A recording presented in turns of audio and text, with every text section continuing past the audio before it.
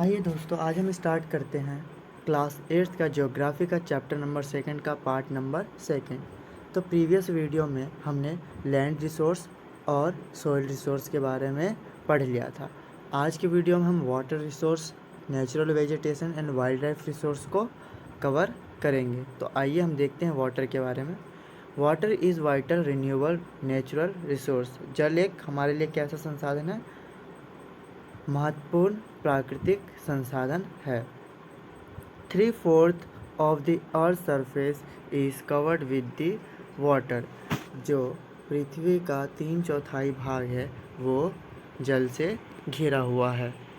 उसके बाद हम बात करते हैं, अगर मैं फ्रेश वाटर की बात करूं तो सिर्फ कितना है? 2.7%।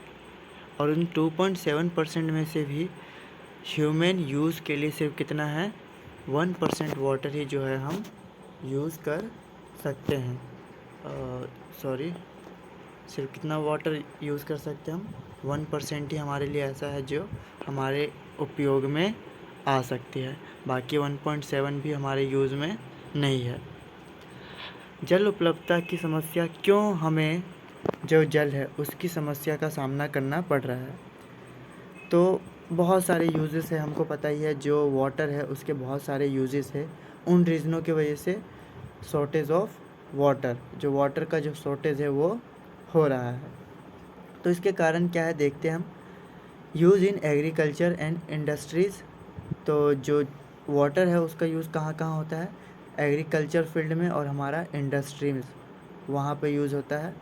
इंक्रीजिंग पॉपुलेशन, तो जनसंख्या जो बढ़ती जा रही है उसके वजह से भी इसका सामना करना पड़ रहा है हमें। और वाटर पॉल्यूशन भी इसके रीज़न से, ये 3। अब देखिए हम बात करते हैं यूज़ इन एग्रीकल्चरल इंडस्ट्री। तो हम बात करते हैं यूज़ इन एग्रीकल्चरल इंडस्ट्री। तो बहुत ही ज़्यादा मात्रा में कृषि और उद्योग में जल का बहुत ही ज़्यादा प्रयोग हो रहा है। जनसंख्या बढ़ते बढ़ते, तो जो जनसंख्या बढ़ रही है हमारे वर्ल्ड में, इस रीज़न की वजह से भी जो है वाटर का जो है शॉर्टेज होता जा रहा है। और वाटर पोल्यूशन भी बहुत ज़्यादा मात्रा में हो रही है। प्लास्टिक ऐसे फेंक देते हैं, जो इंडस्ट्री है उसके पाइप्स जो है रिवर्स में कनेक्टेड है, जिसकी वजह से क्या हो रहा है? Water pollution. करते हैं जल संरक्षण, कंजर्वेशन ऑफ वाटर। हम कैसे इस समस्या का सामना कर सकते हैं? पानी को, हम जल को जो है वो कैसे बचा सकते हैं? तो सबसे पहला वाटर हार्वेस्टिंग करके हम पानी को बचा सकते हैं। दूसरा, use canal for irrigation which properly work. जो सिंचाई के लिए हम नहरों का प्रयोग करते हैं ना, वो सही तरीके से काम करना चाहिए। और प्रदूषण पर रोक लगाकर हम कंजर्वेशन ऑफ वाटर मतलब जल का संरक्षण कर सकते हैं। जल संसाधन मतलब वाटर रिसोर्स जो है यहाँ तक हमारा कंप्लीट हुआ। अब हम आगे बात करते हैं natural vegetation and wild life. तो भारत में पूर्वी और उत्तर पूर्वी आंध्र प्रदेशों में बांस प्रचुर मात्रा में पैदा किया जाता है। जो बांस है, in the eastern and northern humid region of India bamboo grows in plenty, मतलब प्लेंटीफुल, बहुत ही ज़्यादा मात्रा में जो ये है ग्रो किया जाता है बैम्बूज। रेशम कीटों से प्राप्त किया जाता है, जो शहतूत के पेड़ों से प्राप्त होती है। तो सेम रेशम कीट भी हमें मिलता है यहीं से। कहाँ से मिलता है रेशम कीट? Silk in obtain from bread on mulberry trees, मतलब मलबेरी ट्रीज़ जो शहतूत के पेड़ होते हैं ना, उस पर पाले जाते हैं रेशम के कीट। जो ये ज़्यादा इंपॉर्टेंट नहीं हमारे लिए। अब बात करते हैं बायोस्फीयर। ये क्या होता है? A narrow zone of the earth where land, water and air interact with each other to support life. Biosphere का मतलब होता है ये संकीर्ण क्षेत्र को बनाता है, जहाँ स्थल, जल और वायु मिलकर क्या करते हैं? जीवन को संभव बनाते हैं। ठीक है, इसी की वजह से पॉसिबल है। जो लिविंग थिंग्स है ना, इन्हीं की वजह से जी रहे। बायोस्फीयर जो है एक ऐसा एरिया है जहाँ पे हमारा लिथोस्फीयर, हाइड्रोस्फीयर और एटमॉस्फेयर मिलकर क्या बनाते हैं? लिविंग थिंग्स को पॉसिबल करते हैं ये। तो इसी की वजह से जो है पृथ्वी पे बायोटिक थिंग्स है, मतलब जो जीवित चीज़ है वो है। पारितंत्र का मतलब होता है इकोसिस्टम। इकोसिस्टम देखते क्या है? Relation between the organisms and there surroundings, जीवों एवं उनके परिवेश के बीच में जो भी संबंध है उसी को बोला जाता है पारितंत्र। वनस्पति और वन्य जीव बहुमूल्य संसाधन है हमारे लिए। क्यों क्यों ये जो दोनों संसाधन हैं, vegetation and wild life are valuable resource for us. Why? तो सबसे पहले हम जानते हैं ये इम्पोर्टेंट रिसोर्स या फिर बोले तो वैल्यूएबल रिसोर्स हमारे लिए क्यों है। तो plants provide us with timber, जो पौधे हैं हमारे लिए ऐसी लकड़ी हमें प्रदान करते हैं जो जिससे हम इमारत बनाते हैं, बिल्डिंग्स वगैरह। गिव शेल्टर टू एनिमल्स, प्राणियों को आश्रय देते हैं, मतलब ये जो एनिमल्स है उसके लिए एक तरह से घर का कार्य करता है। प्रोड्यूस ऑक्सीजन वी ब्रीथ, जो ऑक्सीजन हम ले रहे हैं वो भी कहाँ से मिलता है हमको, प्लांट्स से ही मिलता है। प्रोटेक्ट सॉइल, मिट्टी की सुरक्षा प्रदान करता है। They give us fruits, gum, medicinal plants and also the paper, ये हमें क्या क्या प्राप्त करता देता है, फल, गोंद, औषधीय पौधे और कागज़ प्रदान करते हैं। जैसे औषधीय पौधे में आपके बुक में एक डायग्राम भी बना हुआ है बाह्य कमल का, ब्राह्म कमल। वाइल्ड लाइफ हमने बात कर लिया वेजिटेशन का हमारे लिए क्यों यूज़फुल है और क्यों माना जाता है कि वैल्यूएबल रिसोर्स। अब हम बात करते हैं वाइल्ड लाइफ। जो वाइल्ड लाइफ है वो क्यों हमारे लिए एक इम्पोर्टेंट रिसोर्स का कार्य करती है। They provide us milk, meat, hides and wool, इनसे हमें दूध मिलता है, मांस, खाल और ऊन प्राप्त होता है। Bees provide us honey and help to pollination of flower, मधुमक्खी है वो हमें शहद देती है और फूलों के परागण में हमारी मदद करता है। पॉलिनेशन में जो है ना ये हमारी हेल्प करता है मधुमक्खी। The birds feed on insects, जो चिड़िया है वो कीड़ों को खाती है या उन पर निर्भर होती है।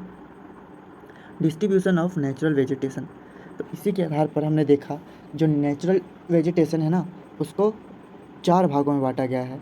किसके आधार पर, टेम्परेचर एंड मॉइस्चर, तापमान और आर्द्रता के हिसाब से अलग अलग रीजन में अलग अलग तरीके का वेजिटेशन मिलता है हमको। तो वनस्पति का वितरण या डिस्ट्रीब्यूशन ऑफ वेजिटेशन, पहला है forest, second grasslands, third scrubs and fourth tundra. ठीक है, हम बात करते हैं फॉरेस्ट की।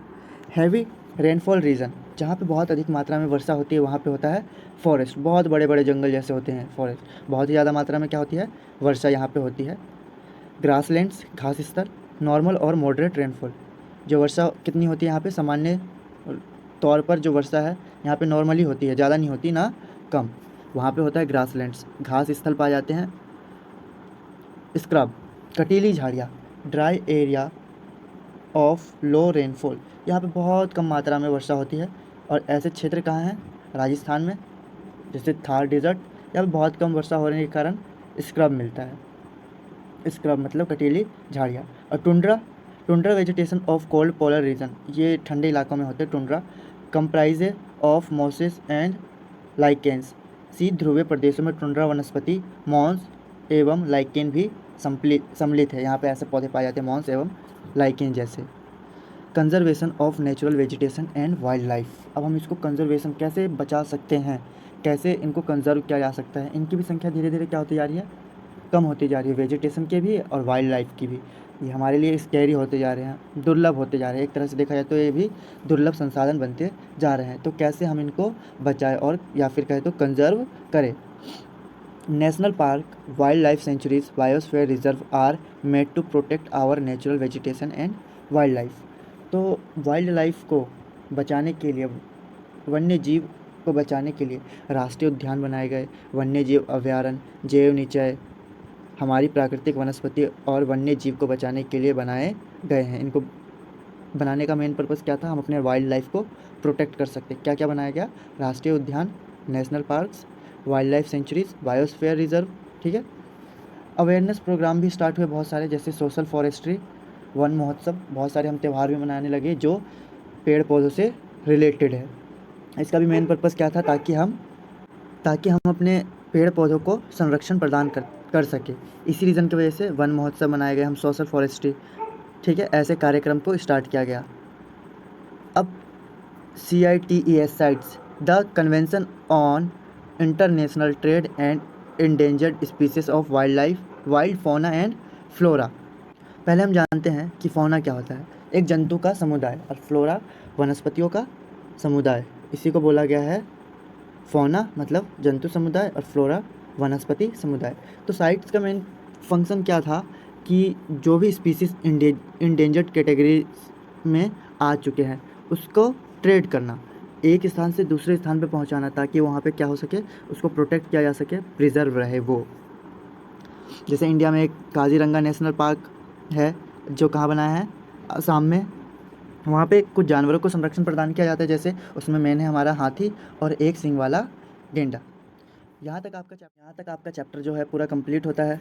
वीडियो अच्छी लगी तो हमारे वीडियो को लाइक, शेयर और हमारे चैनल को सब्सक्राइब जरूर कीजिएगा। मिलते हैं नेक्स्ट वीडियो में।